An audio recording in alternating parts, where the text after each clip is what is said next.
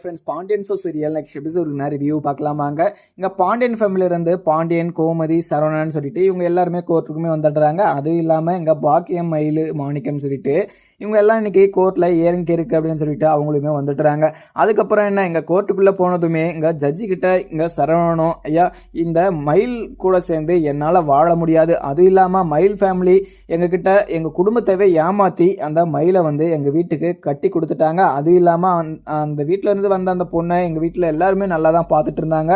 அவங்க நிறைய பொய்யை சொல்லிட்டு எங்கள் ஃபேமிலியவே ஏமாற்றிட்டாங்க. அதுவும் இல்லாமல் அவங்க சொன்ன பொய் ஏற்றுக்கிற மாதிரி இருந்தால் கூட அவளை எங்கள் வீட்டில் வச்சு நாங்கள் பார்த்துட்டு இருந்துக்கலாம். ஆனால் அவங்க எங்களால் மறக்க முடியாத ஒரு பொய்யை சொல்லிட்டாங்க. அதுவும் இல்லாமல் அவள் கூட சேர்ந்து என்னால் வாழவே முடியாது, அவளுக்கும் எனக்கும் டிவோர்ஸ் வாங்கி நீங்கள் டிவோர்ஸ் கொடுத்துடணும் அப்படின்ற மாதிரியுமே இங்கே சரவணன் சொல்லிடுறாங்க.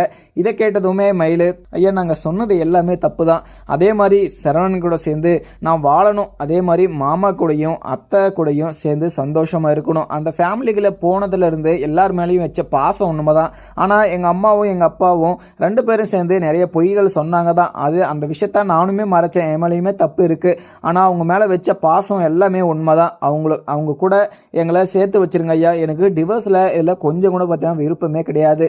அவங்க கூட சேர்ந்து வாழணும், எனக்கு அது மட்டும்தான் வேணும். அவங்க சொல்கிறதெல்லாம் நீங்கள் கேட்டுக்கிட்டு எங்களுக்கு ரெண்டு பேருக்கும் நீங்கள் டிவோர்ஸ் கொடுத்துடாதீங்க, என்னோட வாழ்க்கையே இப்போ நாசமாயிடும். எங்கள் அம்மா ஒரு வேளை சாப்பாட்டுக்காக என்ன அந்த வீட்டை விட்டு போக சொல்கிறாங்க, ஆனால் அந்த வீட்டை விட்டு போனால் எனக்கு வேறு யார் இருக்காங்க, அப்படி இல்லைனா நான் செத்துருவேன் ஐயா அப்படின்ற மாதிரியுமே இங்கே மயிலுமே ஜட்ஜு கிட்ட சொல்கிறாங்க. ஜட்ஜுமே இதில் என்ன முடிவெடுக்கிறதுன்னு தெரியாமல் நின்றுக்கிட்டு இருக்க.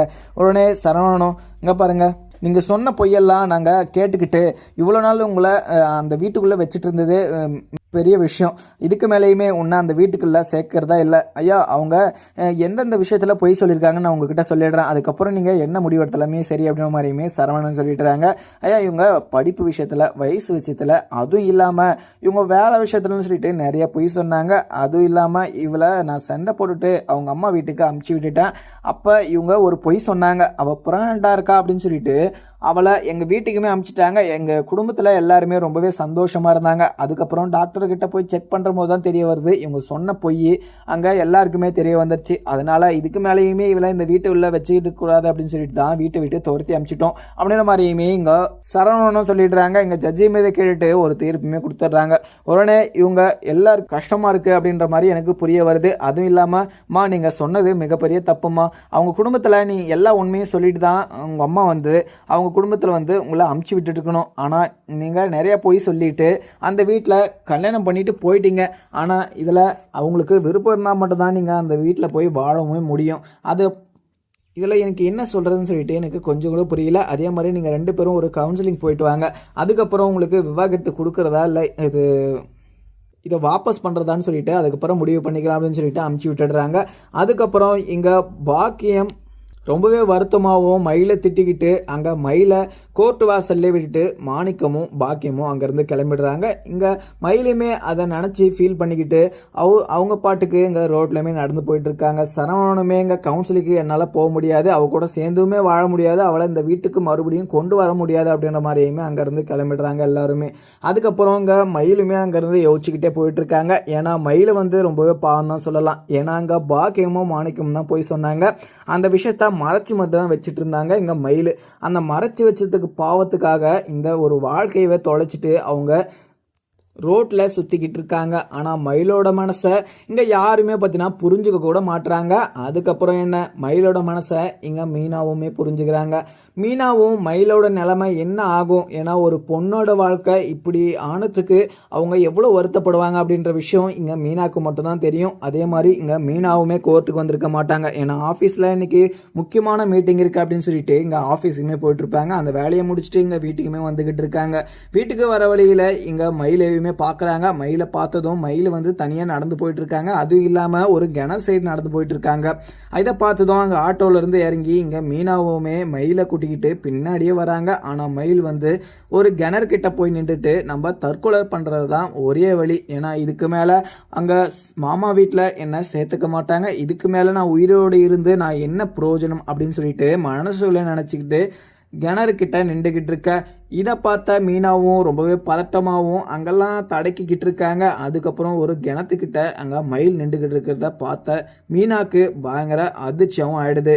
உடனே இங்கே கிட்ட போயிட்டு அங்கே மயில் தப்பான எந்த ஒரு முடிவும் எடுத்துடாத, உன்னோட வாழ்க்கை கூடிய சீக்கிரம் சரியாயிரும், நீ செத்துட்டனா இந்த ஒரு விஷயம் இத்தோட முடிஞ்சு போயிடும், உன்னோட வாழ்க்கையுமே இது நாசமாக போயிடும் மயிலே, நான் சொல்கிறத கேளு அப்படின்னு சொல்லிட்டு அங்கே மீனா வந்து எவ்வளவோ கெஞ்சி பார்க்குறாங்க. ஆனால் மயில் வந்து இதெல்லாம் கேட்காம அந்த கிணத்துக்குள்ளுமே குதிச்சிடுறாங்க. இதை பார்த்த மீனாக்கு அங்கே திணச்சி உடனே என்ன பண்ணுறதுன்னு சொல்லிட்டு தெரியாமல் செந்திலுக்குமே கால் பண்ணுறாங்க.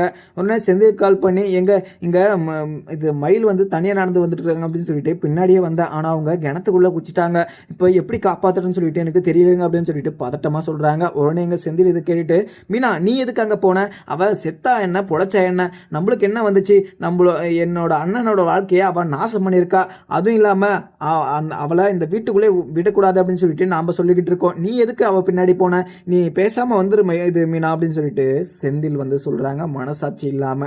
உடனே மீனாவும், எங்க நீங்க உடனே இங்க வரீங்களா இல்ல நானும் இந்த கிணத்துல குச்சி சாகவா, ஒரு பொண்ணு இப்போ சாகிறதுக்கு கிணத்துல குதிச்சுட்டு இப்போ இது உயிருக்கு போராடிட்டு இருக்கு, நீங்கள் இந்த சமயத்தில் கூட உங்களோட பகையையும் அவங்க சொன்ன பொய்யை தான் நினச்சிக்கிட்டு இருப்பீங்களா, நீங்கள் உடனே இங்கே வரலனா நானும் இங்கே குச்சிடுவேன் அப்படின்ற மாதிரியுமே சொல்லி அங்கே ஃபோனையுமே கட் பண்ணிடுறாங்க. உடனே ஃபயர் இன்ஜினுக்கு அதுக்கெல்லாம் கால் பண்ணுறாங்க. அதுக்கப்புறம் கால் பண்ணதும் வந்து இங்கே மயிலையுமே கிணத்துலேருந்து மீட்டுறாங்க. உடனே மயிலும் கிணத்துக்குள்ளே குத்தில அந்த தண்ணியெல்லாம் குடிச்சிட்டு மயக்கத்துலையுமே இருக்காங்க.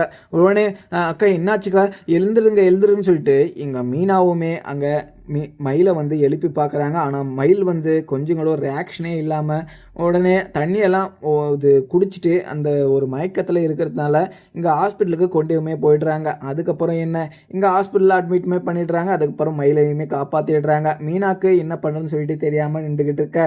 உடனே இவங்கள இப்படியே விட்டால் மறுபடியும் அதே ஒரு முடிவை தான் எடுப்பாங்க. நம்ம இப்போ மாமா கிட்டேயும் இது அத்தைக்கிட்டையும் பேசி மயிலக்காவை நம்ம வீட்டுக்கு கூட்டிகிட்டு போகிறது தான் சேஃபு அப்படின்னு சொல்லிட்டு மீனாவும் அங்கே நின்று யோசிச்சுக்கிட்டு இருக்க. நம்ம அத்தைக்கிட்டையும் மாமா கிட்டையும் எப்படி பேசுறதுன்னு சொல்லிட்டு தெரியலே. இங்கே மீனாக்கா மேலே அவங்க எல்லாருமே பயங்கர கோபமாக இருக்காங்க. இப்போ கோமதி இது அத்தைக்கிட்ட நம்ம எப்படி பேசி அவங்கக்கிட்ட சமாதானம் பண்ணி மயிலக்காவை நம்ம வீட்டுக்குள்ளே கொண்டு போகிறது அப்படின்ற மாதிரியுமே இங்கே மீனாவுமே ஹாஸ்பிட்டலில் நின்று யோசிச்சுக்கிட்டு இருக்காங்க. செந்திலும் அங்கேருந்து கிளம்பாமல் ஆஃபீஸ்லேயே உட்காந்துக்கிட்டு இருக்காங்க. ஏன்னா இங்கே மீனா மயில் மேலே பயங்கர கோபமாக தான் இருக்காங்க. அங்கே பாண்டியன் ஃபேமிலி மொத்த பேரும்.